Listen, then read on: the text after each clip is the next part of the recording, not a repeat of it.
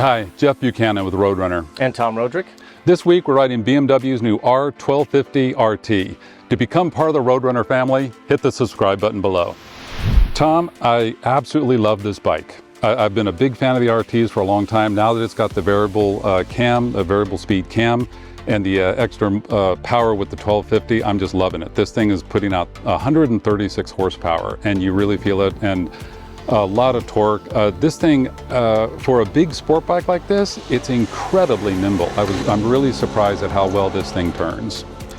It's a hard bike not to like, Jeff. I mean, one of my favorite technologies that this comes blessed with is adaptive cruise control, which I just think is the coolest thing on a motorcycle. It's something you can actually use. It's a technology that I like to have, especially on a big sport touring bike like this. You know, I've made complaints. There's some bikes out there that have the little light widgets that tell you if you're got some, and that's a technology I don't like.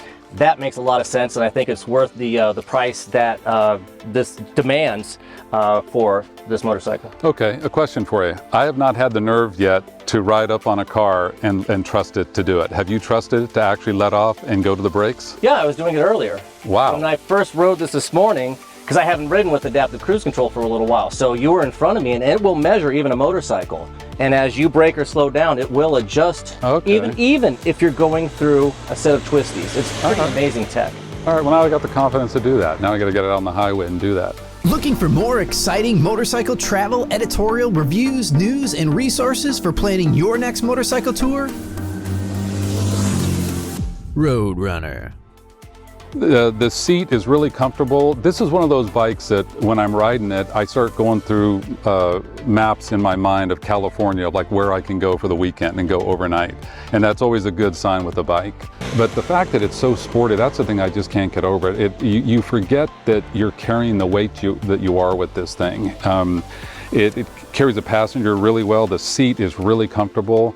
And at first, we were both talking about how it felt a little cramped, but how quickly you get used to it. You know, yeah. It fit me fine. We're both at 5'11", right? Mm-hmm. And it was absolutely fine for me.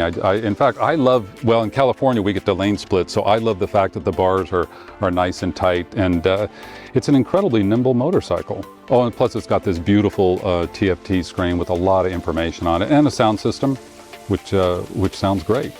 The sound system's cool. It's got satellite, which, you know, even out here in the middle of nowhere, you can turn it on right now and you can get some satellite radios, and that's pretty cool stuff. I dig that.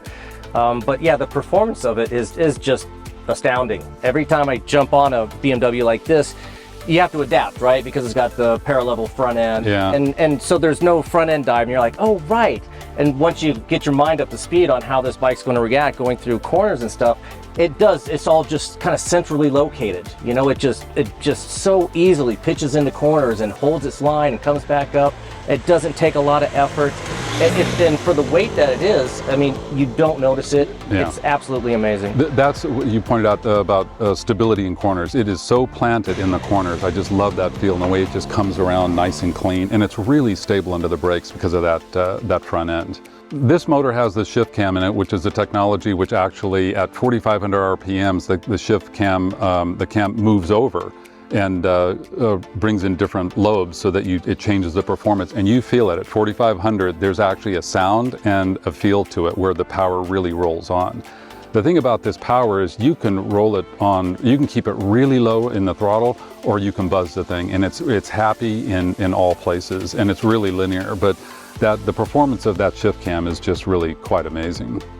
And for, you know, the guys that are going to do a lot of mileage, you know, you've got the color match saddlebags back here. Super easy to get into and to get on and off. And once you take them off, it still looks good without the bags. That's something I was really impressed with, was how fast they've been able to make the latch system so easy to get off. It's just hit it and, you know, it comes off, and then you can carry them as bags almost into a hotel. You know, that's pretty nice. What's really nice on this bike is this central lock system, which locks these glove compartments and the bags all in one system. And also this has the alarm on it, which you can actually set for automatic, that when you shut off the ignition, after a certain number of seconds, the alarm automatically arms itself. I prefer to arm it myself, but it's just a nice little adjunct to have. And something that, you know, we might overlook, because BMW has had this for so long now, is their, you know, little selector wheel on the left hand. I mean, way to get through all of the different menus and selections and everything that the bike has to offer.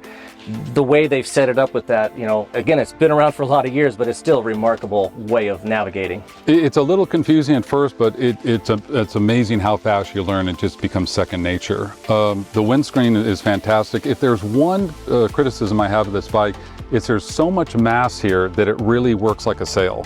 And at freeway speeds, there can be if there's a little bit of side wind or an angled wind coming in, you actually feel it moving around a little bit. At first I thought it was the tire, but I deduced that it was actually just this bulk of the way that the fairing works. But that's the only criticism that I have of this bike, and that's very minor. Well, I definitely, you know, the amount of throw that the windscreen has when you put it in the high position, you know, does a huge job of keeping the wind blast off of you. But even in the lower position, with you're saying all the mass up here, when we were riding around today, and it was pretty hot today.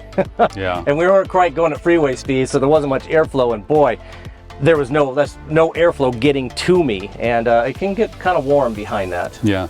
Another thing is the mirrors are so small. There's a very small surface area. You got to get them adjusted just right in order to maximize what little surface area there is for what's behind you. But those are my only two criticisms of this bike. Believe me, the pluses so far outweigh everything. I mean, this is one of those bikes that, as journalists, we like to talk. What are the bikes? We ride a lot of bikes. What are the ones that we would buy?